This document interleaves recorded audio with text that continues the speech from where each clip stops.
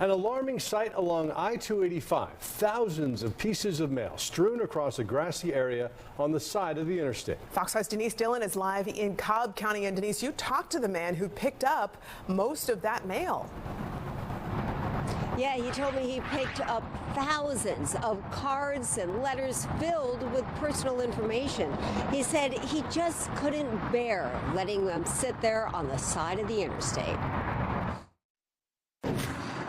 These are people personal mail. This don't make any sense right now. Male Atkins was driving along I-285 near South Cobb Drive when a piece of paper hit his windshield. It was a letter. I said, why does mail hit my windshield? He looked over and saw cards and letters littering the side of the interstate. There was thousands of pieces of people, mail, IDs, driver's license, mortgage payments, urns, ashes. He says he called police and the post office, but says he didn't get much help. He decided he couldn't just leave all of this personal information out in the open, so he got to work. He says he spent hours picking up thousands of pieces of mail. He then dropped it off at the closest post office, hoping to get the mail delivered to the rightful owners.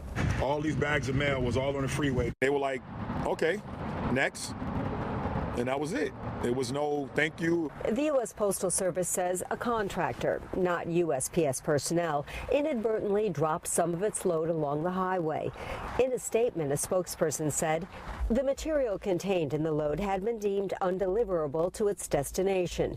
The Postal Service follows specific procedures to verify and dispose of this type of material using contracted services. No mail or packages destined for delivery were contained on the vehicle.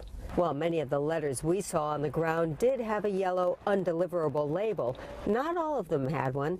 Atkins says even if they couldn't be delivered, some of the letters still contain personal information that could end up in the wrong hands if left on the side of the road. I can pick up a piece of paper right now with somebody's social security number on it right now. Plain open. Just do better. USPS, let's do better.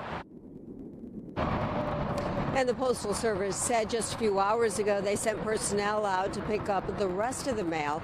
We just drove by there a little while ago and can still see hundreds of pieces of mail in the tree line.